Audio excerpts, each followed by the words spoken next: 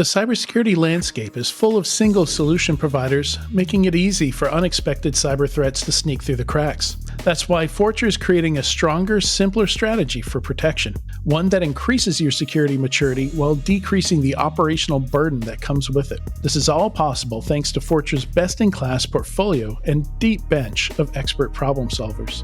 Fortra's integrated, scalable solutions help customers face their toughest challenges with confidence. Learn more at securityweekly.com/Fortra, Fortra. If your organization is ready to embrace edge computing, we have good news. The 2023 AT&T Cybersecurity Insights Report provides everything you need to know to get started. In the report, we identify the common characteristics of edge computing. We found edge use cases are rapidly coming online, and we reveal how to secure edge computing. Most importantly, you'll learn how to prepare for your edge ecosystem. Get your complimentary copy of the report today. Visit securityweekly.com/ATT Cybersecurity. That's securityweekly.com/ATT Cybersecurity.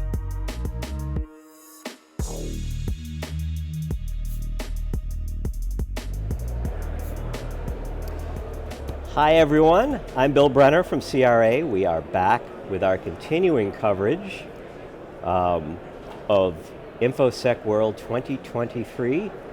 And I have the pleasure of being joined by Nathan Wensler, Chief Security Strategist at Tenable. And if you want to know more about Tenable, by the way, please visit securityweekly.com/TenableISW, as in InfoSec World, to learn more about them. Welcome. Thank you. Thanks for having me. My pleasure. So, you and I were talking a little bit before we went live, and you were talking about how, and it's certainly the hype factor around here right now, AI, you know, the potential for good, the potential for evil, and we talked about what's the practical discussion to be having here. So let's start there. Yeah, I think it's a really important one, and certainly one I feel like I'm having often these days, because like any new tool or technology that we've seen in the last 10 or 15 years, there's always some amount of hype and bluster about it. It's going to change everything. People are going to lose jobs. We're all going to, cybersecurity is going to go away because these tools will take over, whether it's AI today or ML a couple of years ago, or user behavioral analysis before that, or SOAR platforms, or SIM, or we can go backwards in time to all kinds of tools. But at the end of the day, they are just tools. And I think it's important, especially right now, where AI as a concept has made its way into the non-technical arena, consumer level. People are using it, ChatGPT and the like. So we've moved an idea that's kind of outside of the specialty area of cybersecurity into the broader world. But that also means there is a lot of hype and a lot of buzzwords around it, and I think it gets used incorrectly by a lot of organizations. So taking a step back to really understand that what is the idea, the discipline of AI, well, it encompasses a lot of things. If you look at how universities teach it today and how research groups are working on it, it is about machine learning, and it is about large language models, and it is generative AI, and there is deep learning, and there's all these sort of very specific data processing concepts that are all part of the idea of artificial intelligence. When we think about it that way, it starts to become a little bit easier to see the ways that you can use it in a more practical manner and step away from the sort of the hype of the whole thing to think that it's going to upend an entire industry. And now we can start being a little more practical about, well, how do I make this work better in my organization? How do I leverage the tool or the concept to make my teams more efficient or make us more secure? These are the kinds of things that we need to really kind of start to focus on, rather than just the hype of it's going to tell me what to do from now on. I do find it interesting. So it seems like in early 2023, a lot of people got the idea that AI was suddenly a thing because they found ChatGPT. But this is something that security companies, including Tenable, have been, working with years. Absolutely. So, yeah, definitely I think the ChatGPT phenomena added to spark this hype, and it's absolutely. It's just funny how the webs are weaved. Well, and I think part in of the it too, public it's how we discourse. define it, right? I mean, you think about, just to give you the example, I mean, at Tenable, we've been using machine learning concepts to do essentially predictive analysis for threats. And we see new vulnerabilities come out. We have models based on what we've seen in the past to try to identify, does this new vulnerability that's been identified, what's the likelihood that it becomes fully exploitable with a ransomware kit behind it and absolutely monetized within the next 28 days. And the algorithms and the work, the computational power behind that, it's machine learning. It's AI, it's a form of AI. We don't think of it as in terms of ChatGPT, but it is very much the same kind of concept. So talk about that, there are practical, and you just started to talk about it. Sure. There are practical applications, and you just mentioned machine learning, generative AI, large language models. Talk about the very straightforward application that should be the goal. So, generative AI for me, I think, has some of the most interesting possibilities in cybersecurity, because conceptually what we're talking about here is something that translates a lot of data, big open data set, into something that is a little more easy to digest. Now, that might be have a natural language engine on the front of it, like a large language model, to help translate it into something that's conversational. But the idea is that we're distilling down massive amounts of data into something that's much more easy to understand. And that's a big challenge for cybersecurity people in general. We are inundated with data. All of our security tools, all of our scans and endpoint tools and firewalls and all the things that we use to manage, it all generates mountains of data. So having the capability to look at these big data sets and leveraging a generative AI model to say, well, here's all these different data points, what's actually happening here? Use it for a form of explainability, so that I can take this really technical data that's hard to understand. It could be in syntax that's code-based syntax that I might not understand really easily, and be able to translate that into a way of saying, well, here is an attack that's actually happening in your environment right now. It compromised this system, which is owned by Nathan. Nathan happens to also be a domain admin, so you have this risk.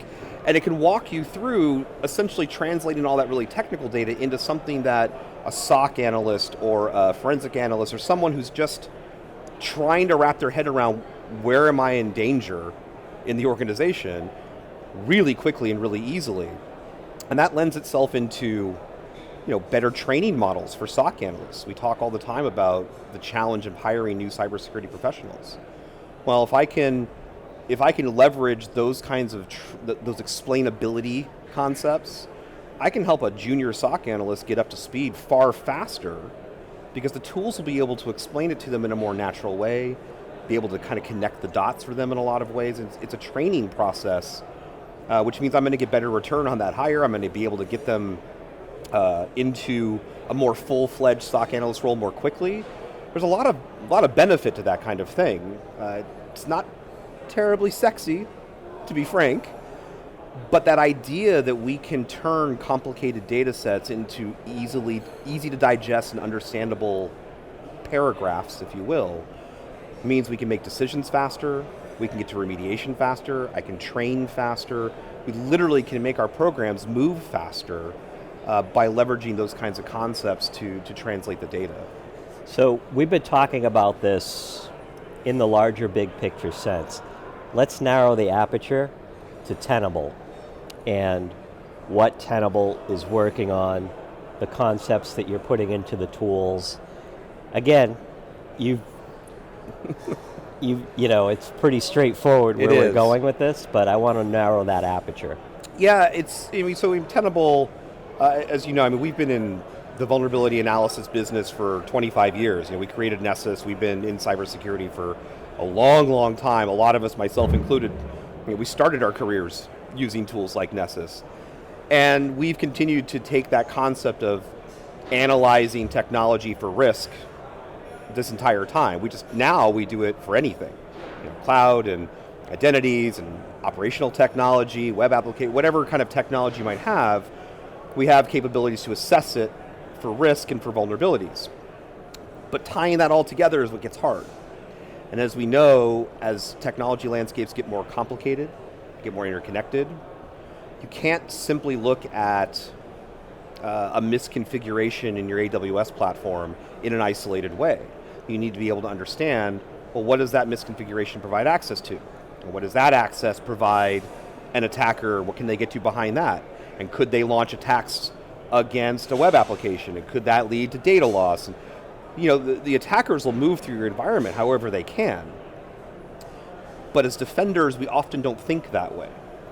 So one of the things that we've been doing at Tenable is incorporating some of these generative AI explainability concepts. Because we see the vulnerabilities in all the different technology spaces, we can start to connect the dots in an automated way so that an analyst can sit down or a SOC person can sit down and say, well, I know I have a misconfiguration here in AWS, how bad is it really? And start to map out an easy way to understand what other risks sort of lay downstream so that we can make good decisions and say, well, do I need to fix this immediately, or can I use this in my normal patch cycle or my normal mitigation cycles?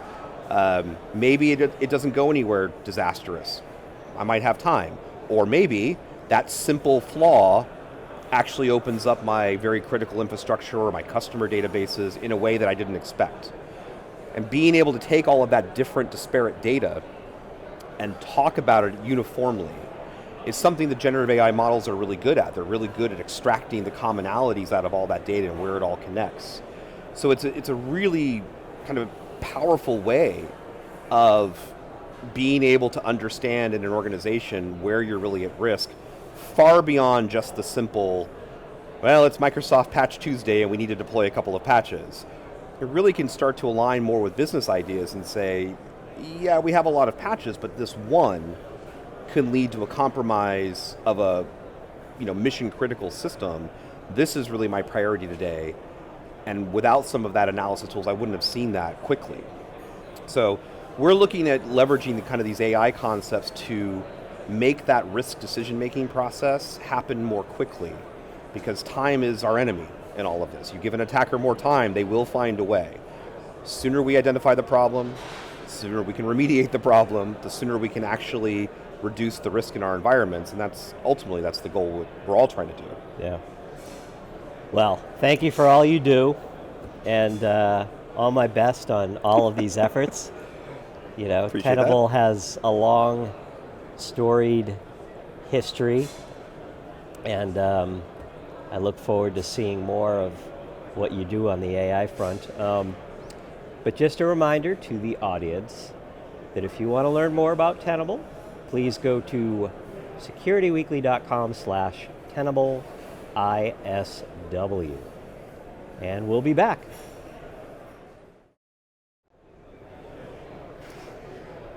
Hello again, everyone. We are back, continuing our live coverage from InfoSec World 2023. I'm Bill Brenner from Cyber Risk Alliance, and I'm delighted to be joined here by Mike Campfield, who is the CRO of Uptycs. Welcome. Thank you. I should note to the audience, if you want to learn more about Uptycs, visit securityweekly.com/Uptycs ISW, as in InfoSec World. And with that, let's begin. Welcome. Thanks, Bill. So, this is a new role you're in.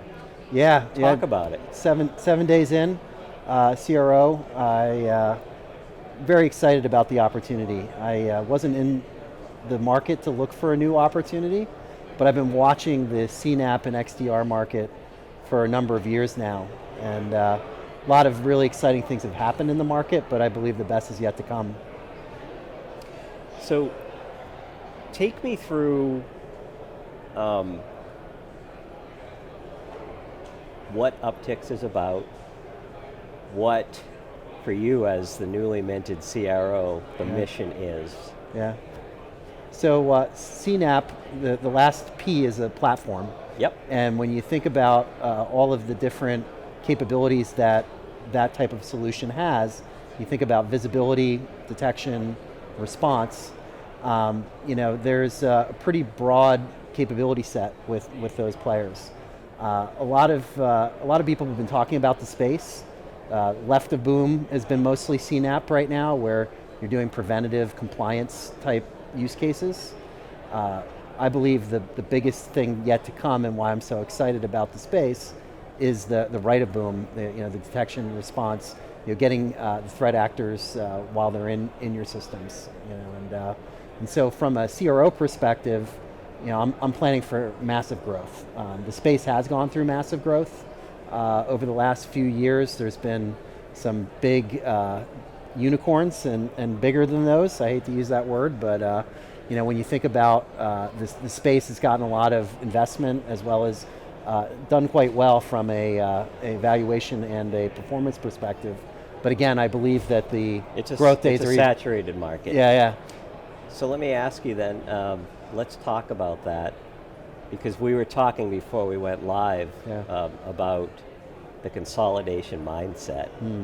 Talk about where Uptycs stands on that. And yeah, so from a technology perspective, Uptycs is the first unified platform to bring in the endpoint along with the cloud security. So, every solution starts a different way. There's some solutions in the CNAP market are really more on the visibility and compliance side. Other people are more on the detection and response and the cloud security side. We've built this from the ground up to work together from the endpoint to the cloud and really beyond. Very good. Now, if people want to come and learn more about Uptycs here at InfoSec World, where can they find you? Sure, we're right in the booth, right when you walk in the door.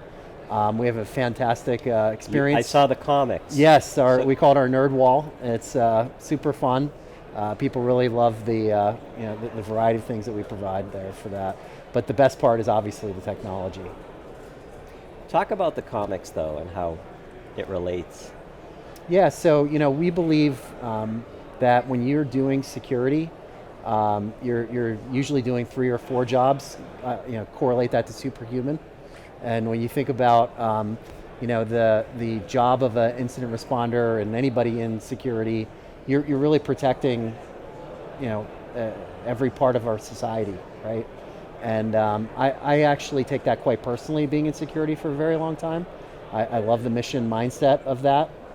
And we believe that you actually don't have to be a superhero to protect your estate if you use our platform.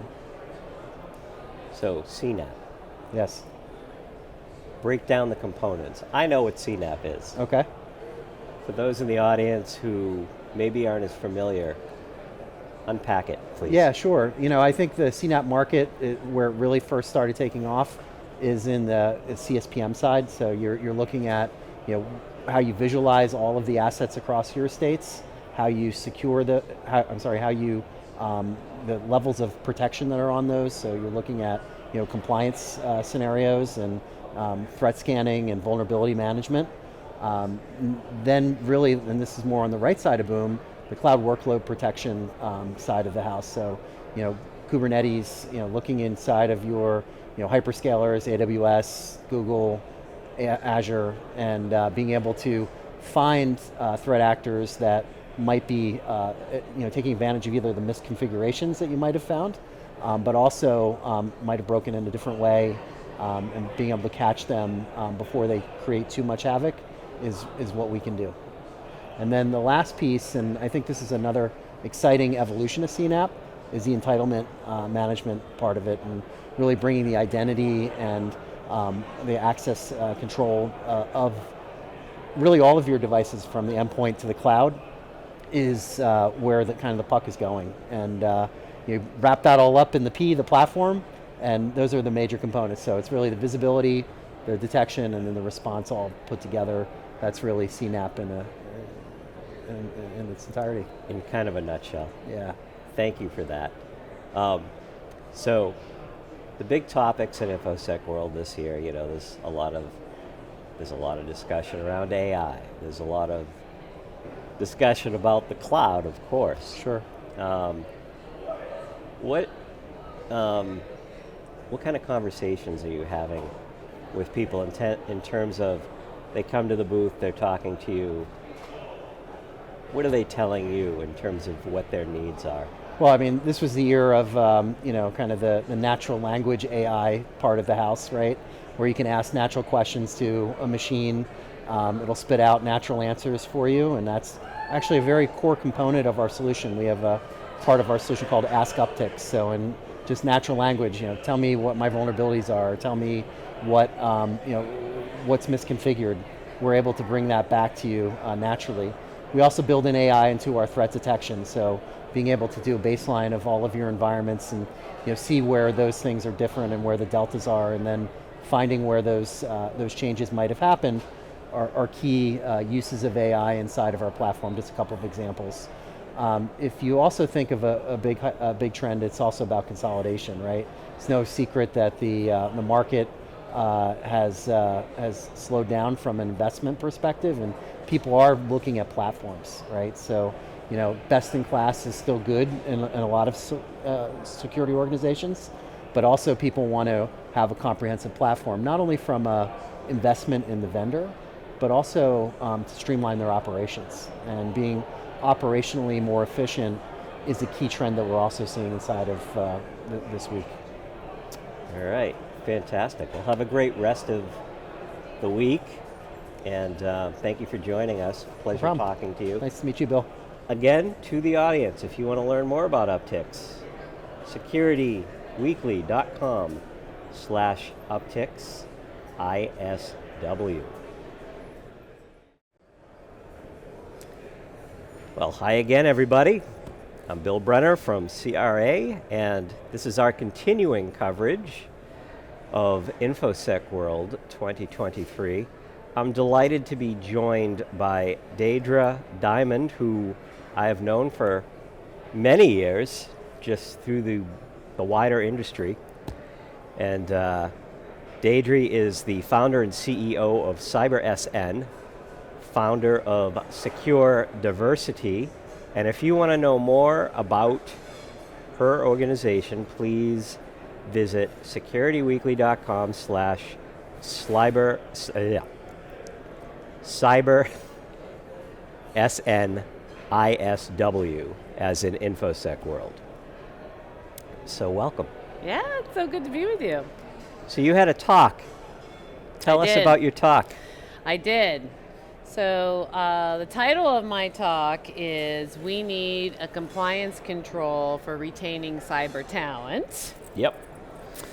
And the reason I'm calling for this control is because for the last 9 years, I have been intimately privy to the data that is burnout and job hopping, not hopping, because that's ridiculous to say, job changing. We have retention issues, and that's a national security issue. These aren't just jobs, these are security jobs. Of course, they're cybersecurity jobs, which is security jobs. And I don't get it. I don't get why we don't have the budgets for succession planning and for career development, and so I know that nothing happens with change unless there's some sort of regulation, fines. I mean, I've been in the business since 2007. Nobody cared about vulnerabilities until PCI started fining. That's right. So, okay, I'm done talking about this. I remember those Wild West days. Yeah. I was there. I was selling Rapid7 software as the first VP of sales, and I was so thankful when PCI started fining because that's when people cared. And so I've learned, I'm now in my 50s, I've learned that we need, help sometimes to do the right thing. And so, if you look at the number one reason people leave their employer, it's churn and burn. Yeah, it's not a program to develop and retain me. And yes, I'm here to do and be of service to the company. But what happened to that also came with training, development, succession planning, as it did with most professions until recently. We're in this seems to be this era of disposability has now come to jobs and people, not just materialism. And I don't like it. And I think that this is the one industry I could probably get a compliance control done in, and maybe it'll then help us with all other, but it's not smart what we're doing, this lack of investment in this. Yeah, I mean, we at Cyber Risk Alliance, we do a monthly survey. We call it the Cybersecurity Buyer Intelligence Report. And the focus is on a specific topic every month. But whatever the topic, in every survey, this is what comes back as the big challenge. The difficulty finding the right hires and then in keeping them. And it's usually within the context of, well, it's easy to job hop and make more money, but what you're talking about, the burnout factor, that's real. And we have seen it cost lives in this industry. I'm thinking, people like Mike Murray. And so I applaud you for taking on the torch for this. Yes, and I'm definitely not putting it down. There's a group of us that are, working on this framework now. To your point, I want to talk about this a little bit. I talked about this in my talk, this point of people thinking people are leaving their jobs because of money. It is not the case, and let me show where money comes involved. So, if people are getting reach outs from recruiters every day, every single day. And so what's the day that made the return?